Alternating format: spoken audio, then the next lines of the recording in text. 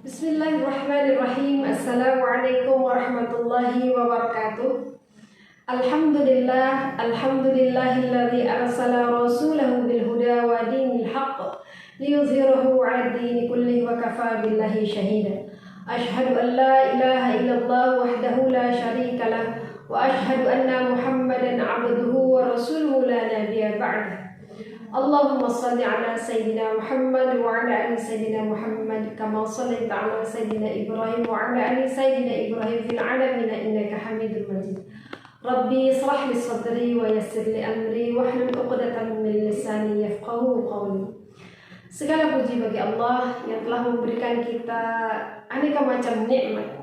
Nikmat iman, nikmat Islam, nikmat sehat, nikmat waktu yang Allah berikan kepada kita sehingga kita benar-benar bisa memanfaatkan hidup, memanfaatkan waktu ini untuk ziyadatul khair, untuk menambah kebaikan kita, bekal kita pulang ke akhirat kelak insyaallah. Alhamdulillah, segala puji bagi Allah yang mengkaruniakan nikmat yang besar kepada kita. Salah satunya adalah nikmat akal. Manusia sebagai makhluk yang paling mulia yang telah Allah ciptakan dengan perangkat yang sangat sempurna. Laqad khalaqnal insana fi ahsani taqwim. Manusia diciptakan oleh Allah dengan performa yang paling sempurna, paling baik. Salah satu yang membuat manusia begitu mulia, begitu terhormat adalah ketika dia mempunyai akal. Sebuah perangkat yang tidak dimiliki oleh makhluk Allah yang lainnya. Islam adalah agama yang sangat menghargai akal. 49 kali Allah mengulang kata itu di dalam Al-Quran dan semuanya dalam bentuk kata kerja.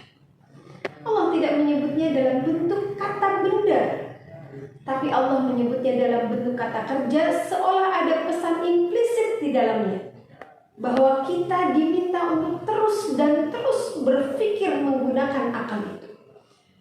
Bahkan kalau kita perhatikan diksi yang Allah cantumkan di dalam Al-Quran untuk menstimulus kita melakukan proses berpikir itu bukan hanya dengan diksi yaqilun, akan tetapi ada diksi dengan yatafakkarun, yatadabbarun. Atau di surat Ar-Rum kita lihat bagaimana Allah menstimulus kita untuk menggunakan akal. La ayatin liqaumin yatafakkarun, la ayatin lil alimin, la ayatin liqaumin yasma'un, la ayatin liqaumin yaqilun. Itu adalah sebuah stimulus di dalam Al-Quran agar kita terus melakukan proses berpikir. Karena dengan proses berpikir inilah kemudian kita akan lebih dekat kepada kebenaran, di mana ayat-ayat Allah itu terbentang luas, baik ayat Allah kauniyah maupun ayat Allah qauliyah di dalam Al-Quran. Walaupun hitungan ayat hanya 6.000 sekian ayat, akan tetapi kalau itu semua kita selami, ayat demi ayatnya, kata demi kata, atau bahkan huruf demi huruf, maka niscaya umur kita nggak akan cukup untuk menyelami semua, menyelami dalamnya Al-Quran. Betapa Allah merangsang, menstimulus kita untuk melakukan proses berpikir, karena dengan berpikir menggunakan akal itulah kemudian manusia cenderung bisa menemukan kebenaran. Ketika kita selami ayat kauniyah, kemudian kita cermati ayat-ayat kauniyah yang Allah bentangkan dalam semua yang diciptakan oleh Allah, baik dalam raga kita, di lingkungan sekitar kita, makrokosmos, mikrokosmos yang Allah ciptakan, maka kita akan menemukan kebesaran-kebesaran Allah di dalamnya, dan kebesaran-kebesaran Allah itu akan membuat kita makin yakin al-haqqu mir rabbik, bahwa kebenaran itu datangnya dari Allah Subhanahu wa ta'ala. Akan tetapi walaupun demikian, akal manusia tetap mempunyai keterbatasan. Karena itulah fitrah makhluk. Fitrah makhluk adalah dia akan mempunyai keterbatasan dan tidak akan pernah sama dengan khaliq. Jika akal menjadi satu-satunya panduan untuk menemukan kebenaran, atau bahkan ada orang mengatakan akal itu adalah kebenaran itu sendiri, maka alangkah naifnya kita sebagai seorang makhluk yang mempunyai kesombongan seperti itu. Dengan akal manusia, kita definisikan, tidak ada yang bisa kita konsep yang bisa kita rumuskan dengan seobjektif-objektifnya atau sesubjektif mungkin. Tidak ada yang benar-benar objektif dalam pandangan akal manusia, dan tidak ada yang benar-benar subjektif dalam akal manusia. Kenapa? Karena dia memiliki keterbatasan. Justru ketika Al-Quran, ketika syariat Islam, semuanya bisa dilogikakan dengan logika manusia, maka itu ajaran yang tidak logis. Seorang pemuda pernah protes kepada Buya Hamka, "Wahai Buya, Islam ini agama yang sangat tidak logis. Ketika batal wudhu, yang menyebabkan batalnya itu adalah keluarnya angin dari lubang belakang. Kenapa lalu yang harus dibasuh itu adalah muka, tangan, kepala, dan telapak kaki?" Buya Hamka sebagai seorang yang sangat cerdas, dia tidak menjawab dengan kata-kata. Dia injak jempol kaki pemuda itu, lalu berteriaklah si pemuda itu. Buya katakan, "Kamu ini nggak logis. Jempol kakimu yang aku injak, mulutmu yang teriak." Itu sebuah analogi yang sangat sederhana yang menunjukkan bahwa betapa manusia tidak bisa mengorganize seluruh anggota tubuhnya. Ada di sisi lain, ada dimensi lain yang tidak bisa kita kendalikan. Ketika ajaran Islam semua bisa dilogikakan, di mana ajaran itu berpandukan wahyu. Kalau semua wahyu itu bisa dilogikakan, betapa tidak logisnya agama ini. Karena ada dimensi yang tidak bisa diatur oleh logika manusia. Maka oleh sebab itu, semua produk akal harus berpandu wahyu. Karena ketika akal sendirian, kemudian dia berpikir bahwa kebenaran adalah subjektivitas dengan akalnya, maka itu sejatinya bukan kebenaran itu sendiri. Ketika kita lihat, kalau selain produk dari Allah, itu adalah dhalal.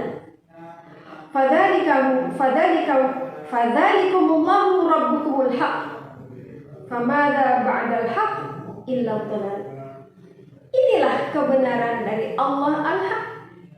Dan tidak ada yang al-haq selain setelah al-haq itu adalah dhalal, adalah kesesatan.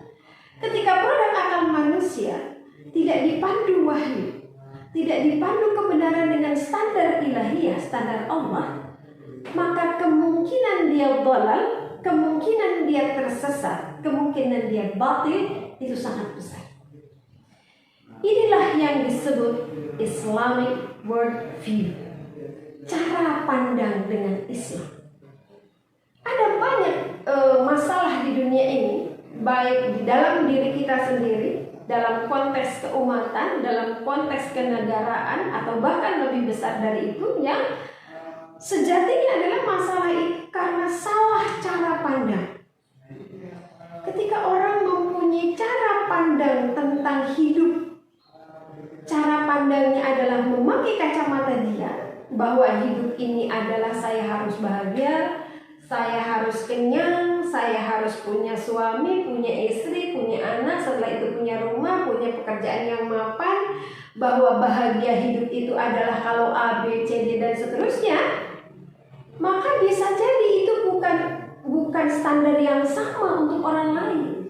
Padahal karakter kebenaran itu adalah sesuatu yang harus berlaku secara umum.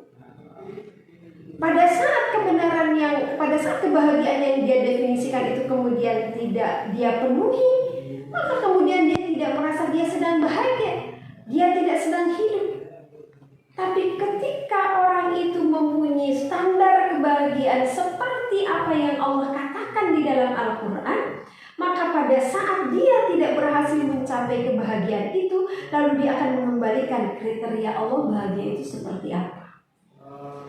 Kalau kriteria Allah yang dia penuhi, maka dia akan berada pada jalan yang benar sesuai dengan maunya Allah. Makan itu apa sih? Kalau konsep makan itu adalah apa saja yang saya suka, apa aja yang enak, apa saja yang mengenyangkan, kalau bisa mah gratis, maka orang kemudian hanya berpikir makan itu yang enak, yang mudah, yang murah, kalau bisa gratis. Tidak ada dimensi lain sehingga ketika dia lapar menjadi sangat bermasalah. Akhirnya saum menjadi masalah besar untuk orang yang mempunyai cara pandang bahwa makan itu untuk kenyang. Tapi tidak begitu kemudian Allah mengajarkan. Makan itu kata Rasulullah untuk menegakkan tulang punggungmu hingga engkau bisa beribadah. Apa cara pandang kita tentang harta?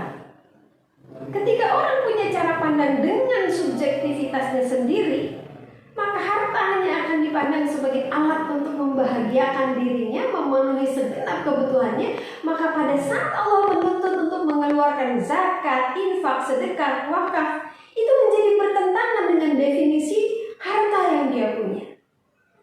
Kenapa orang kemudian menjadi sangat paranoid dengan Islam? Ada banyak orang yang salah cara pandang memandang Islam, bahkan orang Islam itu sendiri. Cara pandang tentang hidup, tentang manusia, tentang akhirat, tentang dunia, dan seterusnya. Kalau itu semua rumusannya adalah hasil otak manusia, akan sangat berbeda pendapatnya, lalu kemudian chaos berbenturan satu sama lain, itu sangat mungkin. Tapi ketika aneka macam cara pandang manusia itu kemudian guidance-nya adalah Al-Quran, berpandu wahyu, di mana wahyu itu adalah kebenaran dari Allah, maka buah pikiran manusia itu kemudian mendapatkan justifikasi dari Al-Quran kalau memang dia benar, dan diluruskan dengan cara pandang Al-Quran kalau dia keliru.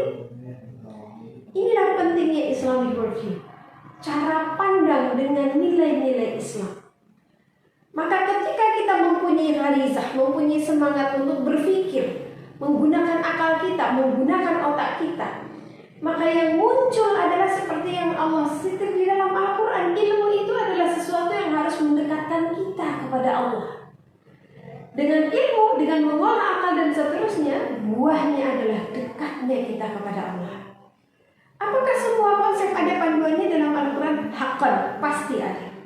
Sekecil apapun konsep yang ada di dalam hidup kita, akan Allah pandu di dalam Al-Quran. Karena Allah yang menciptakan kita, Allah yang tahu betul software yang ada di dalam tubuh kita itu seperti apa, kebutuhan kita itu seperti apa. Bahkan boleh jadi kita sendiri sebetulnya tidak paham kebutuhan kita yang hakiki itu apa. Dan Allah yang menciptakan kita pasti lebih tahu dari kita. Semakin kita menyelami Al-Quran dan Sunnah, kita akan memiliki konsep yang syumul, yang mutakamil, yang sempurna tentang segala sesuatu dalam hidup kita. Sehingga cara pandang ini akan sangat menentukan kualitas kita dalam menjalankan agama kita, dalam menjalankan hidup kita. Mari kita kembali kepada cara pandang Islam, berpandukan Al-Quran, berpandukan wahyu. Sehingga nafsu kita, akal kita, subjektivitas kita itu hanya sebagai sebuah ikhtiar untuk mendekatkan kita pada pemahaman Al-Quran dan Sunnah. Semoga dengan pandangan ini kita akan menuntun cara pandang kita dengan Islamic worldview. Terima kasih. Bila taufiq wal hidayah. Wassalamualaikum warahmatullahi wabarakatuh.